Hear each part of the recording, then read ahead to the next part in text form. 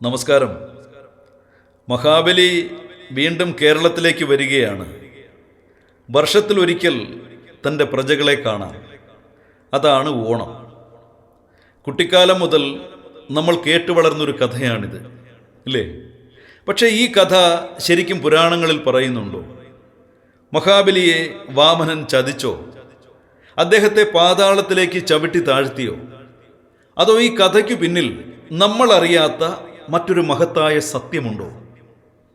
ഇന്ന് നമുക്ക് വേദവ്യാസ വിരചിതമായ ശ്രീമദ് ഭാഗവതത്തിൽ അഷ്ടമസ്കന്ധത്തിൽ വാമനചരിതത്തിലൂടെ മഹാബലിയുടെ യഥാർത്ഥ കഥയിലേക്ക് പോകാം. മഹാബലി ഒരു സാധാരണ അസുര രാജാവായിരുന്നില്ല.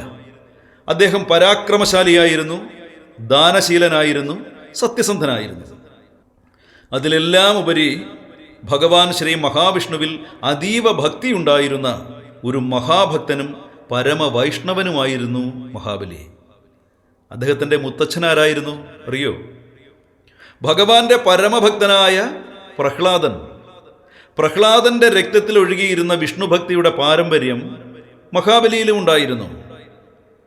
എന്നാൽ മഹാബലി മഹാശക്തനായ രാജാവായി വളർന്നപ്പോൾ അദ്ദേഹത്തിൻ്റെ മനസ്സിൽ പതിയൊരു മാറ്റമുണ്ടായി. അദ്ദേഹം ത്രൈലോക്യ അധിപതിയായി. ദേവലോകം പോലും, ഇന്ദ്രലോകം പോലും കീഴടക്കി. അധികാരവും സമ്പത്തും കീർത്തിയും അദ്ദേഹത്തിൻ്റെ പാദങ്ങൾക്ക് കീഴിലായി. അവിടെയാണ് ഭഗവാന്റെ പരീക്ഷണം ആരംഭിക്കുന്നത്. ദേവന്മാർക്ക് സ്വർലോകം നഷ്ടപ്പെട്ടു. അപ്പോൾ ദേവമാതാവായ അതിഥി വല്ലാണ്ട് ദുഃഖിതയായി. അവൾ ഭഗവാനെ, മഹാവിഷ്ണുവിനെ ആരാധിച്ചു.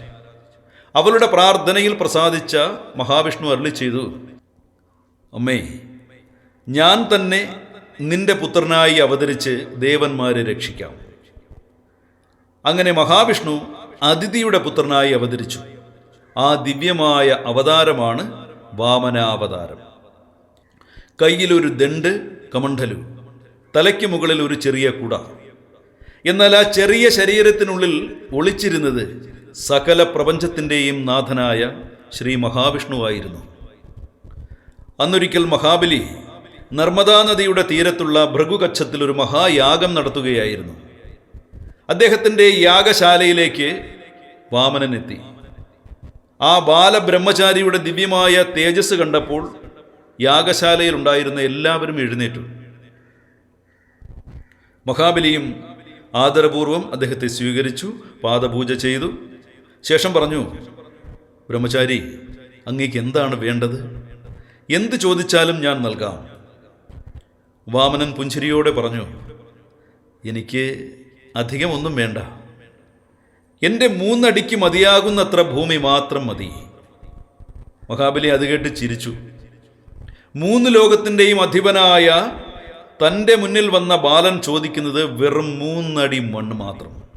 അദ്ദേഹം പറഞ്ഞു, 3 ലോകങ്ങൾ നൽകാൻ കഴിവുള്ള എന്നോട് വെറും 3 അടി മണ്ണാണോ ചോദിക്കുന്നത്? കൂടുതൽ ചോദിച്ചോളൂ. പക്ഷേ വാമനൻ തൻ്റെ ആവശ്യം മാറ്റിയില്ല. എനിക്ക് അത്രമാത്രം മതി. അപ്പോഴാണ് അസുരഗുരുവായ ശുക്രാചാര്യർക്ക് അപകടം മനസ്സിലായത്. അദ്ദേഹം മഹാബലിയോട് രഹസ്യമായി പറഞ്ഞു, ഇവൻ സാധാരണ ബാലനാണെന്ന് തോന്നുന്നില്ല. ഇത് മഹാവിഷ്ണുവാണ്. ഈ ദാനം നൽകിയാൽ നിനക്ക് എല്ലാം നഷ്ടപ്പെടും. പക്ഷേ മഹാബലി പിന്മാറിയില്ല.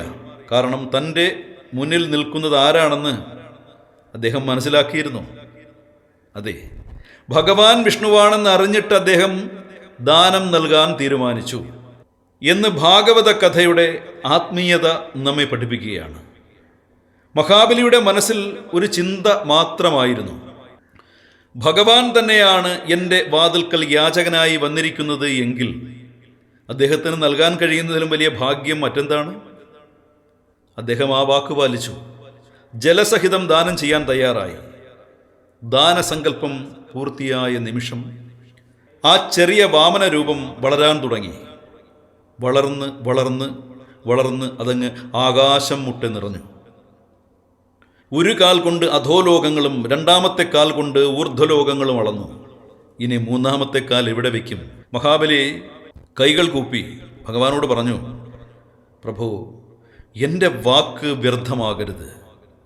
എൻ്റെ കൈവശം ഇനി ഒന്നുമില്ല. അതുകൊണ്ട് മൂന്നാമത്തെ അടി എൻ്റെ ശിരസിൽ വച്ചുകൊള്ളണമേ. സമ്പത്തും സാമ്രാജ്യവും നഷ്ടപ്പെട്ടിട്ടും ഭഗവാനെ നഷ്ടപ്പെടുത്തുവാൻ തയ്യാറാകാത്ത ഭക്തി. അപ്പോഴാണ് മഹാബലിയുടെ യഥാർത്ഥ മഹത്വം വെളിപ്പെട്ടത്.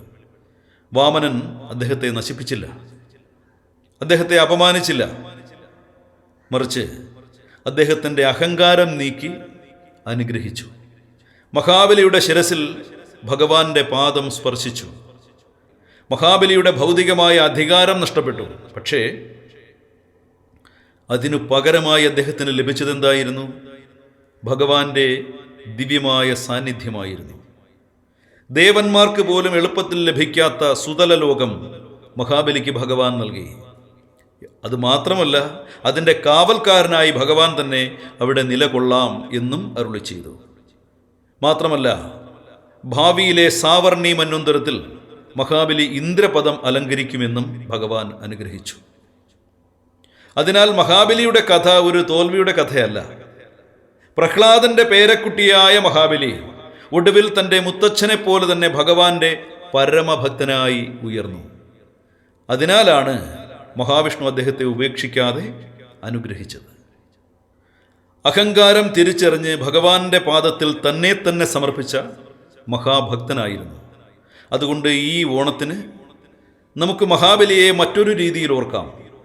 എൻ്റേതെന്ന് കരുതിയതെല്ലാം ഭഗവാന്റേതാണ് എന്ന് തിരിച്ചറിഞ്ഞ ആ മഹാബലിയെ, വാക്കിനു വേണ്ടി സ്വന്തം ജീവൻ പോലും സമർപ്പിക്കാൻ തയ്യാറായ മഹാബലിയെ, ഭഗവാൻ വിഷ്ണു തൻ്റെ വാതിൽക്കൽ വന്നപ്പോൾ ഭഗവാനെ തിരിച്ചറിയുകയും സ്വന്തം അഹങ്കാരം ഭഗവാന്റെ പാദങ്ങളിൽ സമർപ്പിക്കുകയും ചെയ്ത ആ മഹാബലിയെ, അതാണ് മഹാബലിയുടെ യഥാർത്ഥ മഹത്വം. അതാണ് ശ്രാവണ പൗർണമിയിൽ ഉയർക്കൊണ്ട വാമനാവതാരത്തിൻ്റെ ആന്തരികമായ സന്ദേശവും. സമ്പത്ത് നമ്മെ വലിയവരാക്കുന്നില്ല, അധികാരം നമ്മെ മഹാന്മാരും ആക്കുന്നില്ല. സത്യവും ഭക്തിയും വിനയവുമാണ് മനുഷ്യനെ മഹാനാക്കുന്നത്. അതുകൊണ്ട് തന്നെ മഹാബലിയുടെ കഥ ഇവിടെ അവസാനിക്കുന്നതേയില്ല. അത് ഓരോ ഓണക്കാലത്തും നമ്മോട് വീണ്ടും വീണ്ടും പറയുന്ന ഒരു സന്ദേശമായി തുടരുകയാണ്. നമ്മെ തന്നെ ഭഗവാന്റെ പാദങ്ങളിൽ സമർപ്പിക്കുമ്പോൾ നഷ്ടപ്പെടുന്നത് അഹങ്കാരമാണ്, ലഭിക്കുന്നത് അനുഗ്രഹവും. ഓം ശ്രീ വാമനമൂർത്തയേ നമഃ. മഹാഭക്തനായ മഹാബലിക്ക് പ്രണാമം. എല്ലാവർക്കും ഹൃദയം നിറഞ്ഞ ഓണാശംസകൾ.